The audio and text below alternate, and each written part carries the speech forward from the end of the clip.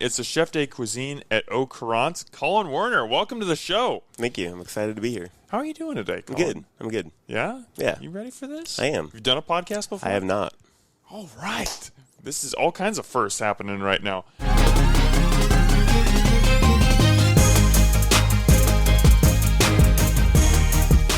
Hey there, Omaha. Welcome into another episode of Restaurant Hoppen. I'm your host, Dan Hoppen, and I am very excited because my guest today has worked at some of my favorite restaurants in Omaha, and I bet he's even made many of the dishes that I've eaten. But until today, I've never actually shaken his hand and gotten to meet him.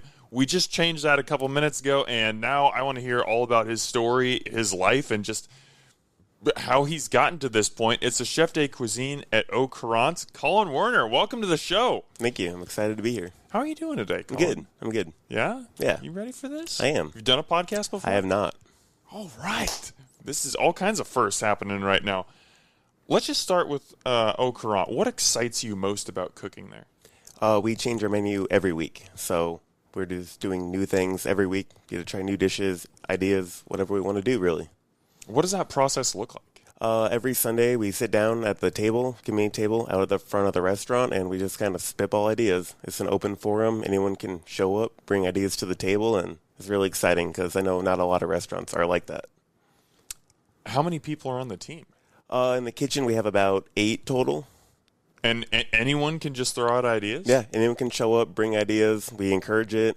Like, first people are people coming for the first time. They bring ideas and they get a dish on the menu their first week at the restaurant sometimes, which is unheard of in other restaurants. Oh. So, and I assume that does great things for, staff morale when you know you're not just a line cook, but you might have a chance to actually, whether guests know it or not, they're eating dishes that you might have come up with.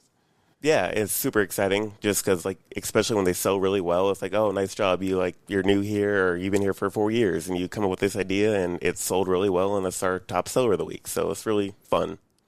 What does the role of Chef de Cuisine look like? What does that mean? Just kind of oversee the kitchen day to day. I'm in charge of orders, scheduling, keeping labor in check, just really running the kitchen itself when Ben's not there. And when you say Ben, you mean Ben Maides. Yes. He is one of the most talented chefs, not just in Omaha, but in the Midwest. I just love talking to that guy, picking his brain. The way that he talks about food is just so intelligent. It always expands the way that I think about things. What has it been like for you to work with him and alongside him? It's been a lot of fun. He's taught me a lot. He's got so much energy. It's kind of hard to keep up with him some days, but it's just been fun. He's really willing to show us and teach us things and work with us. We want to put out the best possible food that we can and that we're happy about, and he makes sure of it, and we work together, and it's just been a lot of fun. What do you think is the most important lesson you've learned from him? More or less just everything's got to be perfect. Obviously that's always how it needs to be, but he always takes that extra step to double check and taste things with us and try things out. Thursday's our new menu rollout day, so he's always there, and we're always just dialing dishes throughout the day. It'll look one way at the rollout for the servers, and by the end of the night and the week, it'll be completely different sometimes. Really? Just the plating and how we're putting the dish together and building the flavors and all that. Presentation is a huge thing at a lot of restaurants, especially at Au Courant. How do you balance, plating, or I guess just how do you approach plating? I'm sure it changes dish to dish, but what are some of the things that you think about, some of the through lines when you're putting a plate together from a visual aspect? We try and showcase certain items, if it's our beef, the beef's going to be in the center of the plate, or if it's a really nice vegetable from one of our local farmers, that's the showcase. You want to build it so it's all visible and it eats well. It's the perfect bite theory. So that way, people don't always eat how we intend them to eat it. So we build it so that it's already there. So they don't have to think about how they eat it. It's just all put together, get a bite of everything in every bite. I love that. I want to go inside the menu planning a little bit more because I think that that's so interesting. You mentioned the menu changes every week, and you guys have a set menu, so someone can come in anytime, sit at the bar, sit at a table, and order a la carte items. But you guys also are one of the few restaurants in Omaha that does a tasting menu, and it's a 6-course tasting menu, changes every single week. just I know you said everybody just kind of comes to the table and throws out ideas, but I know it's more organized than that. How does that menu really come together? Even as people are throwing out ideas, you know, there's a progression throughout the meal. How does that menu start to take shape on those Sunday meetings? We just start from top to bottom. We start with our oyster mignonette, and if we want to do like an espuma on there or whatever, we start on that. And then we go into our first bite for the tasting menu, and then just go through like the Chovi's egg, the second course, third course. Some ideas, they start a little shaky, then we get them dialed in, or we take components from one dish and put it on another dish down the way and then go back to the other dish. Now, you just mentioned Chovi's egg.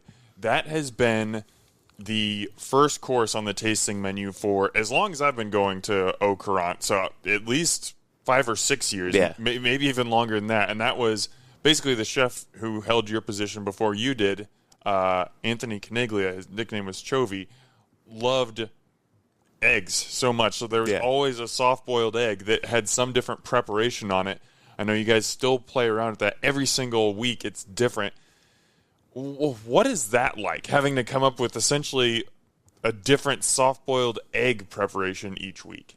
It's been fun. We tried to take it away for a couple of weeks, and people kind of got a little upset at us, so we brought it back. But we've been trying new ways. Like we put an omelet on the other week, and we did poached quail eggs. So like we're trying new ideas too to like shake it up. But sometimes we just fall back to old classics and bring them back depending on the seasonality. And yeah. So all the menus at Au Courant, like we said, they're different every single week, but they kind of follow a similar line. You start with Chovi's egg, you move kind of into a lighter dish, then there's a pasta, then there's usually a seafood, then some type of beef or a little bit of heavier protein, and then there's dessert. Moving people through the meal with that progression, why is that the path that Au Courant has taken? What about that menu structure really makes sense to you? Just with how our kitchen's set up, it kind of flows the best, and how we like to eat food when we go out to eat. So we just kind of build it like that, but we don't always follow that either. Sometimes fourth course is a vegetarian course, so we put pork or lamb on and switch things around. Sometimes second course is a hot dish that our Garmo team is picking up on their little Turbo Chef oven. But we just like to have fun. Like we have a standard thing we follow, but we don't always follow that. We can kind of do it how we want to do it. That's a really cool thing about our menu, how we write it. I don't mean to put you on the spot, but I'm going to anyway. Yep. Just when you think about your time at Au Courant, what's a dish that, and I know it's a team effort, so it's not just one person putting a dish together, but like a dish that you conceived of or you really had a hand in bringing together that really excited you or that you were really proud of? What's an example of that? One of the first fish dishes I put on the tasting menu was Nudilla cream sauce, like whipped pork fat spread that we like cooked in the cream sauce. It was just super umami and delicious and rich, and we just had a fresh local leeks from, I believe it was Long Walk Farm, and just butter poached them and put a nice piece of seared fish on there, and super simple, super classic, but it was just delicious. I love Nduja, and just hearing that in a cream sauce, it sounds amazing. Yeah, it was one of my favorites. Okay, so you're working at Au Courant right now. You've also worked at Mertz, yep, and you've worked at Clean Slate, which is not a fine dining place, but they do plated dinners over time. I also know you've done plated dinners kind of on your own. What is it about that dining style that speaks to you? Why do you keep finding yourself in these fine dining restaurants and places that do that style of service? I don't know. Something about it. I just like it. It's addicting. It's fun. It's working with all this beautiful product, local farms, farmers, all that. It's just fun.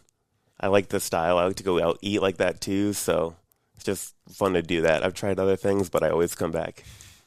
What's your cooking point of view? What do you mean by that? I just mean, like, if you had to describe your cooking style in 1 or 2 sentences, what would you say? What are you drawn to? Local ingredients, nothing over the top, just simple, let the flavors speak for itself, the product speak for itself, and just stuff like that. Fair enough. You shared an article on Facebook a few years ago. It was called, Why Working in Hospitality Changes You as a Person. I'd love to get your thoughts on this line. There's a line in that article that said, working in this industry is like going to the eye doctor. You end up getting a new pair of glasses that allow you to see everything in a different way. You see a much more realistic and empathetic world out there. You see all the hard work, the sweat, the tears, and the laughs. How has working in hospitality changed the way that you see the world? It's really just opened my eyes. You work with so many people, see so many people, so many different things, so many different products. It really just expands your horizon. When I first started cooking, I was at a local pizza restaurant, and it was just pizza, pasta, salad, stuff like that. But when you move on to other things like that, you work with all these cool people, see all these cool vendors, do all these cool events. It just really opens your eyes to some things that you didn't really know about before, but then you get to see by doing these things. Like what? And I mean like outside of, obviously when you're discovering new ingredients, you're discovering new techniques. Like there's a lot of things inside the food world that I can see you're getting your eyes open to. But how has it changed the way that you think about the world in general, outside of just food or working in restaurants? I guess big thing is organization. There's just so much going on. It's like you always got to be 2 steps ahead, have things organized, planned out. Just makes your life easier because you're always scrambling around in the kitchen if you're not prepared. So you got to be prepared. And it's just, I don't know, I like to live like that. Always know what's next and be prepared for the next thing. So Chef O'Malley from Metro used to tell us 6 Ps, proper preparation prevents piss poor performance. So it's one of those things I've always resonated to me at 17 years old. It's like you just got to be prepared for everything and you'll have a good performance. That was incredible. I don't think I could say those 6 P words in a row. I'm sure you've had practice doing it, but oh wow, I could not do that once, much less 5 or 6 times. But I love what you say about organization, because that's something that no matter how many restaurateurs or chefs I talk to, just continues to blow my mind, is just thinking about the rail at a restaurant and tickets coming in. And there are so many dishes that need to be fired at specific times so one table gets all their food hot at the same time, even though one might have a fish that takes a couple minutes to cook. One might have a steak that takes, 20 minutes. I mean, everything just, a kitchen makes no sense to me, expediting. Yeah. I have no idea. I can't wrap my head around how it works. I can watch it happen, and still it just boggles my mind, the level of organization.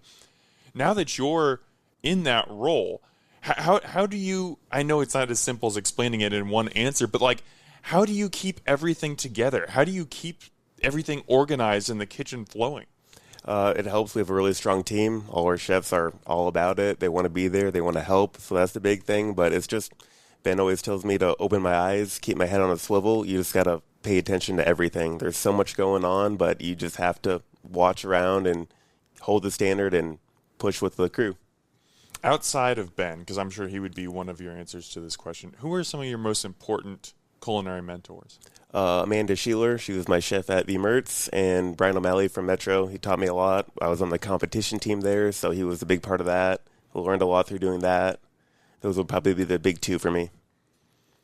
Do you read restaurant reviews? Sometimes. Why or why not? Or I guess not why not, but you said sometimes. So yeah, why do you sometimes and why not others? I mean, I keep up with ours, the restaurants I'm currently working at or the businesses I work for, but I just also, I don't know, I have my own opinion and I don't want to be influenced by other people necessarily. Everyone deserves a fair chance and I just want to give people the best shot. How do you, when you're reading reviews of the restaurants that you work at, how do you try and decipher which comments you should listen to? Because it's the internet. Yeah. Anybody can write anything, and there's a lot of stuff out there that literally makes no sense, or some stuff that is just blatantly untrue that people say. And some of it, some comments just aren't useful. You can't really build off them at all. But there are some things that you can read where you can be like, oh, that is a good point. How do you kind of, as you go through those comments, those reviews, how do you pull out stuff that actually might be useful to the team? I think it's all fair thoughts and points. We always want to look into everything just because everyone deserves the best possible guest experience. So we take everything seriously, look into it, and really just talk about it, even if it is a little out there or whatnot. But everything, any feedback's good feedback. Fair enough. You are a more patient person than I. Yeah. Any feedback's good feedback. How did you get into cooking originally?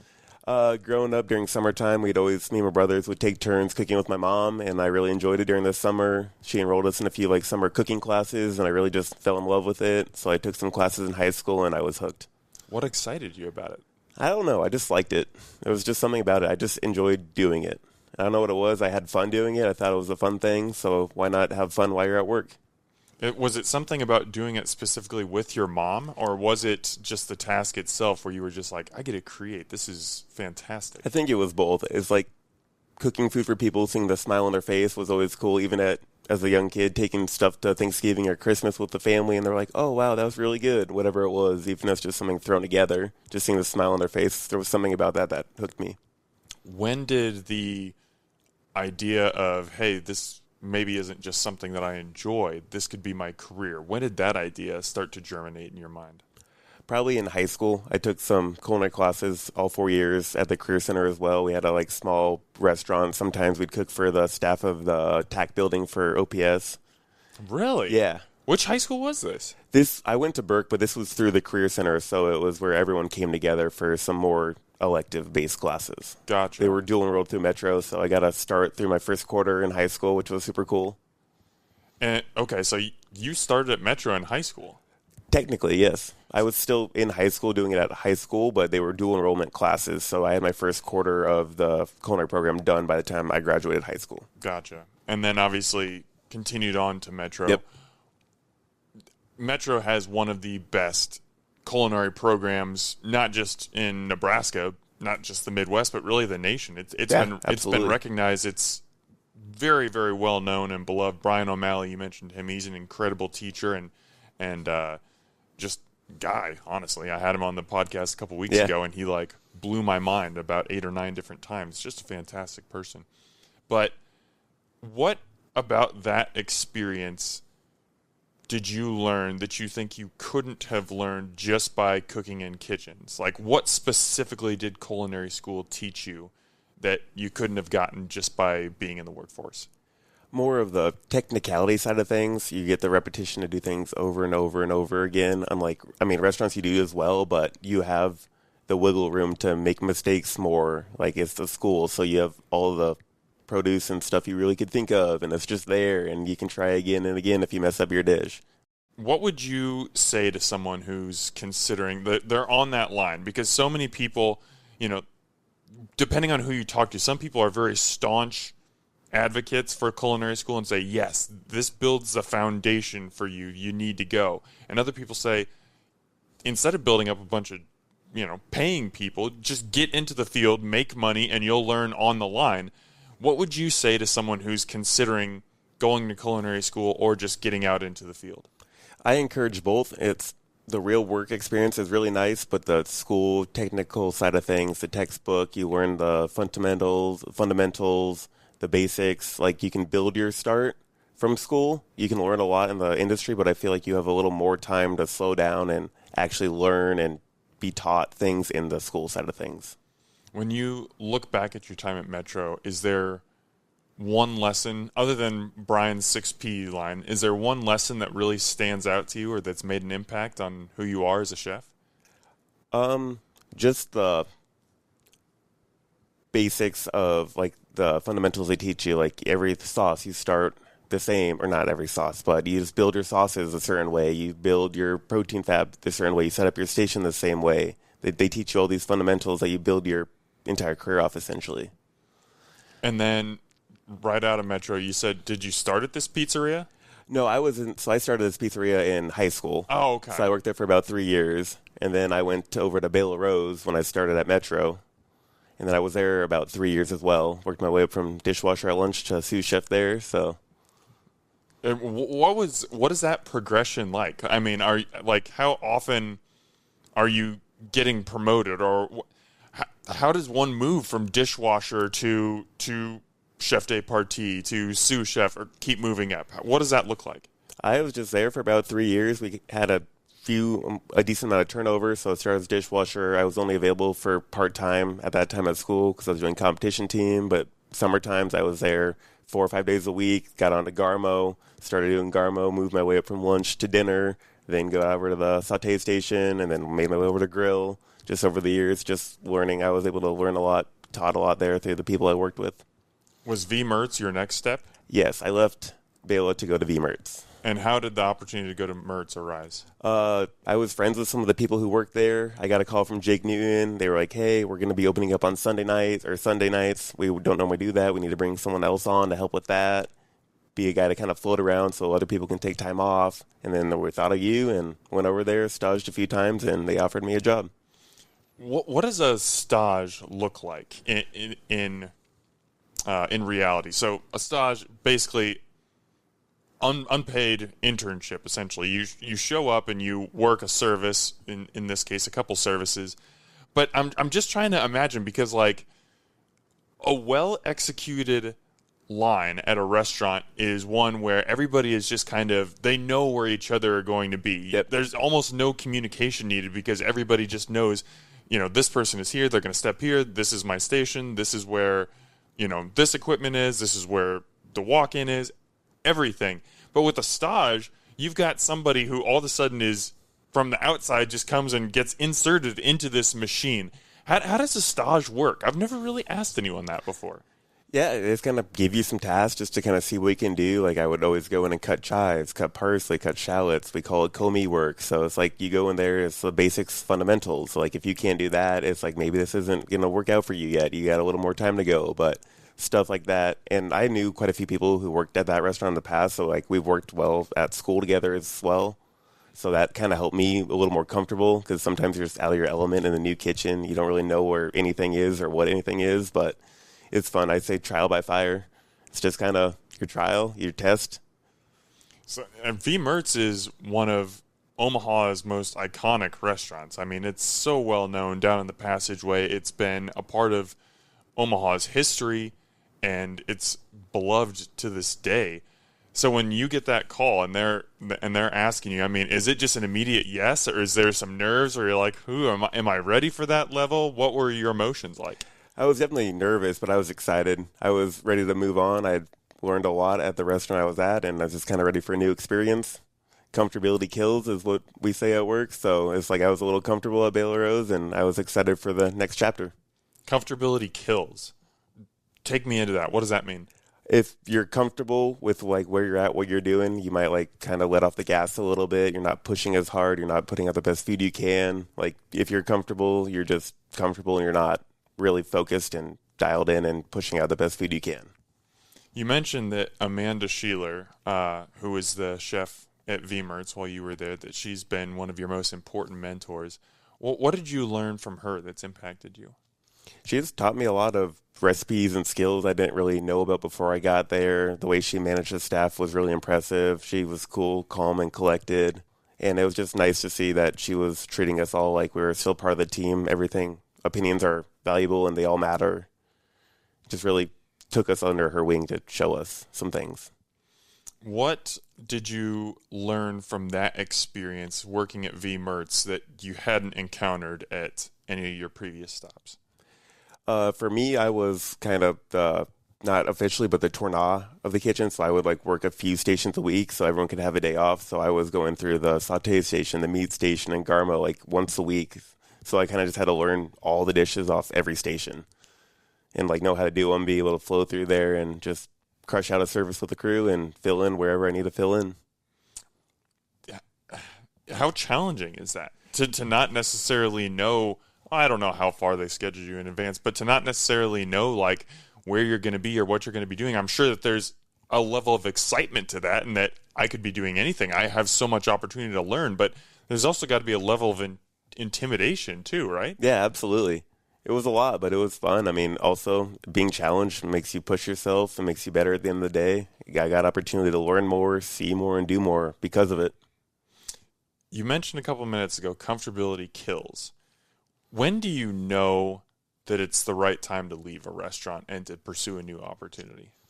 I guess I don't know if there's ever a time when you really know, but it's just kind of what's going on, where you're at in life. Some opportunities might come up and you might really want to hop on them, or maybe not. Maybe you're still needing to learn. And the cool thing about Au Courant is we change the menu every week, so it's really never time to get comfortable.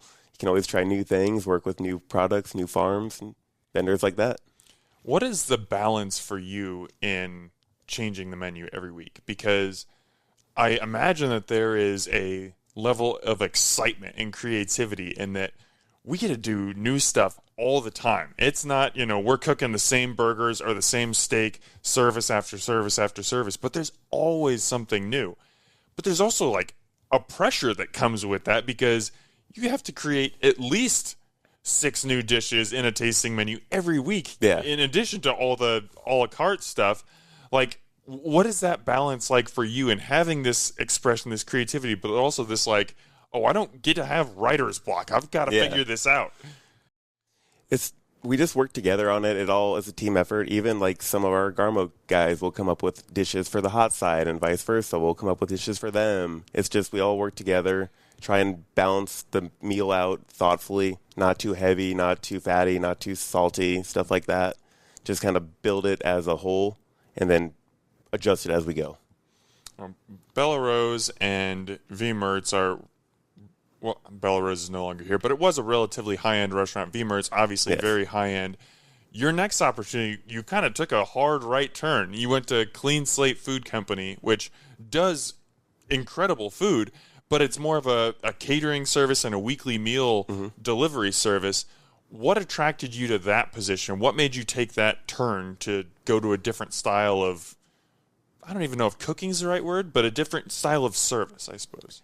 Amanda Sheeler again was the chef over there at the time, and she brought me on, and it was just a new opportunity to learn. I didn't really know anything about that side of thing, and I saw it as a learning opportunity and was able to go there, learn a bunch of stuff about a bunch of things, balancing like the healthier meal items like butter, fat, salt, all that in the kitchen we use all the time, but there you have to be conscious.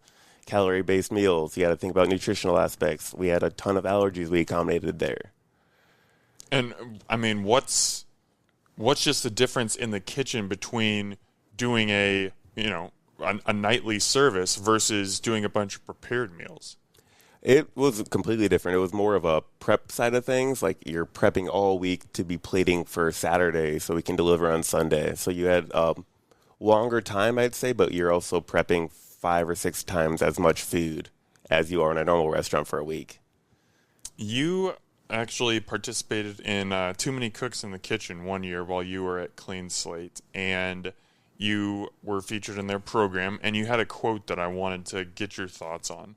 You said, "Being able to focus on a work-life balance while cooking good food with good people has been a great change of pace for me." Take me inside that quote. What did you mean by that? Yeah, so at Clean Slate, I wasn't working as much as I had been. Other restaurants, I'd be pushing 60, 70 hours a week, and I kind of just needed to take a step back. I was starting to get a little burnt out, so going there was a nice change. The pressure was a little less. You're just there prepping food with cool people and then cooking and plating it and sending it out. It was just a little less stress, and it was a nice step back. I was able to take time off, actually, as well, too. I wasn't as dependent on as I was in a restaurant. So you experience work-life balance, and then, bam, you get right back into restaurant life, right into the craziness. What drew you to Au Courant? How did that opportunity arise? They just reached out to me. My buddy Joe Gaddy was the sous chef at the time, and they're like, hey, we're kind of in need some help right now. We're a little short-staffed. If you want to come back into the fine dining side of things, come on over. And I did a cooking demo for Carlos and Ben, and then they brought me on as a sous chef there, and here we are. Was there any hesitation on that part, or when Joe reached out to you, were you just like, yeah, I'm in? Yeah, I missed it. They always come back, as we say, so I missed the fine dining side of things, and I was like, I'm ready to be back. I was away for about 2 years, so I was ready. What's different about the Au Courant kitchen from others that you've worked in? One thing, like physically, is I get to work on a French top. I had never worked on a French top before, so that's kind of cool. It's not an open kitchen either. I've had a few open kitchens, like at Mertz, Garmo's in the bar station. The pizza restaurant we had, their pizza line was in the kitchen or the dining room as well. So it was kind of more of a being back behind closed doors, but you have a lot of space as well because I've been in some smaller kitchens as well. So having the upstairs kitchen and the basement is real nice. How long were you at Au Courant before you were offered the CDC position? About 7 months. Okay. What was that feeling like? Because that's new for you. Yes. This would be taking on a whole new amount of responsibilities. Essentially, you're the team lead, especially when Ben isn't there. When they offer that position, like, what goes through your head? I mean, I was definitely excited. It's something I always wanted to be in a position like that, a restaurant like that. I was just excited for a new challenge. I got to learn some more stuff about management and stuff like that, but it's been a lot of fun. I was real excited. I think when people think of the term chef, immediately their mind goes to food. But when you're the head chef, or especially a CDC, like, so much of your job actually isn't food, but it's managing people. It's understanding people and where to put them on the line and what their strengths are and how to get them to work together. What did you need to learn to kind of level up your people management side of things? At the end of the day, it's like, job's a job. Like, we got to hold our standards. Like, yeah, we're cool. We'll hang out after work and whatnot. But at the end of the day, I'm your boss, and I got to hold you guys to the standard. We manage the standards, not the people we say. So it's like, at the end of the day, work is work. It's got to be right. And all things aside, after work, we can be cool again. But if we get a little heated at work, it happens. But service is service, work is work, and it's got to learn how to separate that. Be able to separate your feelings from your friendships and just really manage the people. You've had the opportunity to curate a couple experiences out at Nelson Produce Farm. Yes. They do just these. I haven't had a chance to attend one yet. I really, really want to because they look amazing. But they do a couple dinners every summer where they use as much local produce, even from their own farm, as they can, and have like giant picnic tables, and people come out and you can take a hay rack ride after and everything. You've done a couple dinners out there. How did you get that opportunity, and what was that experience like for you? I worked at Site 1 for a brief period of time, and our food and beverage director was supposed to do one, and then he had a baby on the way, and he reached out to me and was like, hey, I can't do it anymore. Would you like to do this? And I got out there, and it went really well, and then they just kept bringing me back. You've talked about several times that you get inspired by local produce, and you love working with local vendors and everything. What is it like to work with products not only from a farm, but to be on the farm, and like, you can be using a product and you can like see where it's growing, like, a short distance away? How does that environment inspire you? It's just really cool. Like, the Nelson Farms, they have a U-Pick part of their farm where people can come and pick their own stuff, and it's right next to the kitchen. So I just kind of be cooking, and if I need something, I just go out and pick some, however many pounds or whatever, and bring it back in. And it's really cool to take it like off the plant or out of the ground and then turn it into something and then see people eat it. You've mentioned a couple times your time on competition teams, and you've competed on Culinary Team Nebraska. You competed at Metro. How have those experiences shaped who you are as a chef and a cook? I guess it helps really. One thing we were really taught is to stay cool, calm, and collected. Like, if you freak out, the judges are all going to come over, stand over you, and just intimidate you even more. So, like, you got to stay cool, calm, and collected, work clean, look good. Like, you can't be frantic because then they'll come over as well. It's just a really good way to hold yourself and hold standards of how you cook. So what does that look like in practice? Like, because stuff just goes wrong. It's life. Nothing's going to be absolutely perfect. So when you're in a competition and something isn't going right, something overcooks, a sauce overreduces, whatever it might be, and you have the opportunity to freak out and maybe attract the attention of the judges. What do you do in that moment to just clear your head, stay cool, calm, and collected, like you said, and just be like, no, head down. I got to stay in this. How do you keep your head level? I guess you just take a step back, take a deep breath, and then you just have to go back at it. You're going to have to figure it out and get it done, so you just have to figure it out, take a deep breath, breathe, think about it, talk with your team, and figure out a solution. What does a culinary competition look like? They're crazy. They're fun. There's just, you go to wherever, there's all these schools from all over. You have nice, big, beautiful culinary schools. Then you're all in a room cooking at the same time, essentially. You all go in 15-minute different times. There's 15, 20 judges walking around. You share the sinks with all the other schools, so you kind of got to work around them. Are you all presented with the same challenge? Yes, it's a 5-course menu, essentially, or 4-course menu. They give you one dish that every school has to make from the Escoffier cookbook. But other than that, you kind of build your own menu however you want to do it. And then it's just balanced based off of the courses. And you get a score per course and overall score to determine your medals. Like, what attracted you to culinary competitions originally? When I did the Career Center, the teacher really wanted me to be a part of the team they had at the Career Center, so I did, and I enjoyed it. The pair for the school was also a member of the culinary team Nebraska, and she had me come out to their summer training camp or whatever, and I just loved it. Why? It was just why'd you love it? Fun. Like, I fabbed 40 pounds of fish the first 2 days, and I had never fabbed fish before. I fabbed like 20 whole chickens with the team. Just being able to do all this new stuff I thought was really cool, and then we just kept learning from that. Do you watch any culinary cooking shows on like Food Network or Top Chef or anything like that? I used to a lot younger, but I have a little less time now, but watched a lot growing up too. I think that's where some of the love for cooking came from as well. If the opportunity ever arose, would you do one of those? Maybe. I don't know. It would have to be the right one, but I'm not sure. Is there any show that you would say yes to as you think about it now? Like, is there anyone that you would want to be on, I guess? Chopped would be pretty cool, I think, the whole mystery basket side of things. Yeah. That stresses me out, just, thinking about it. Yeah.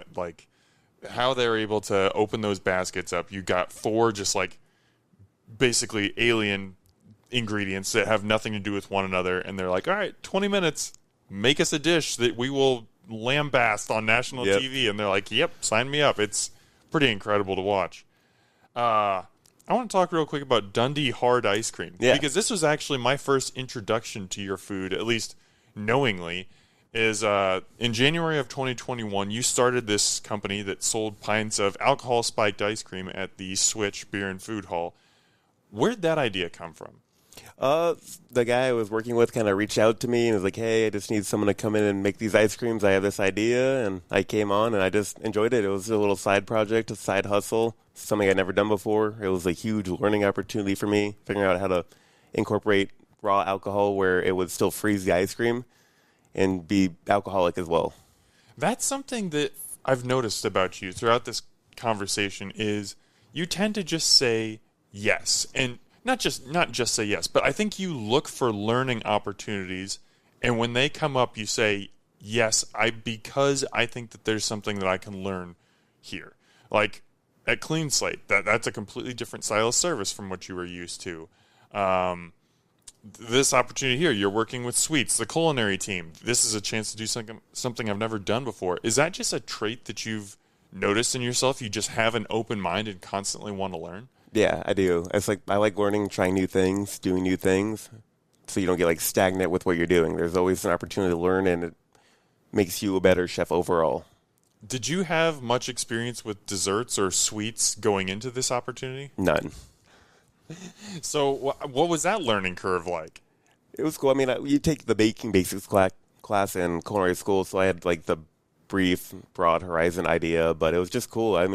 We tried 4, 5, 6 different times to figure out the custard base before we added the alcohol, and then once we did that, figured out how to dial in our percentage so it still froze and wasn't too soupy but not too hard.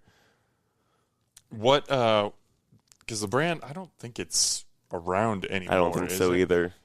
Do you know what happened to it? Or no, I just out? kind of took a step away, backed out of it. It was just a little much. The time that Mertz was picking up a lot too, so I was working more, and it just kind of fell through. But it was a really fun learning opportunity at the time.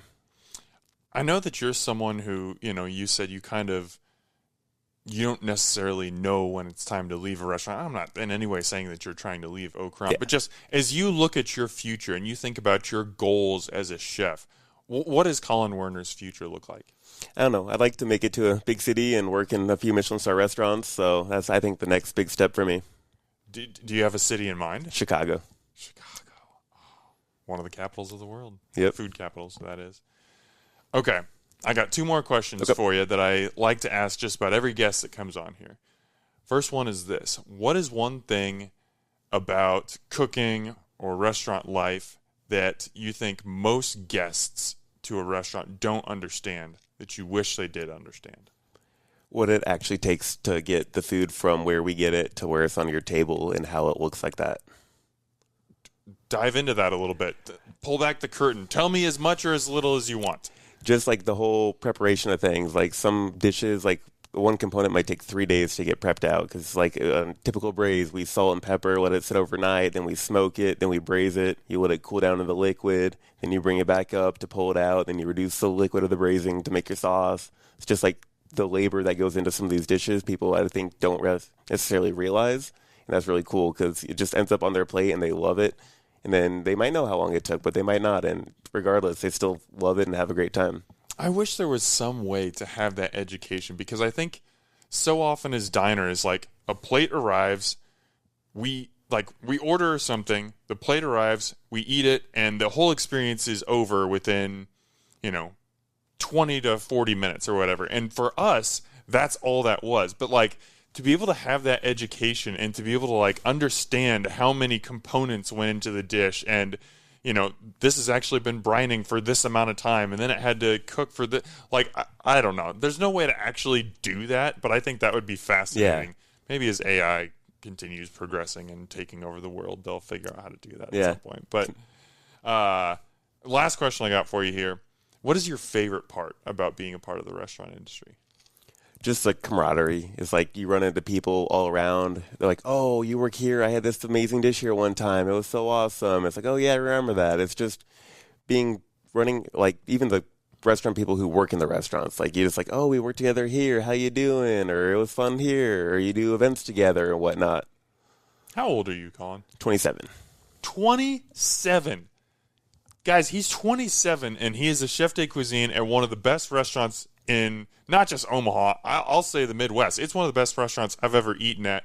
Collin, you are very, very talented. I love your passion. I love your heart for learning. I am just so grateful that you came on the podcast today and shared some knowledge. This was tremendous. Thank you. Thank you for having me. Omaha, as always, thanks for eating with us.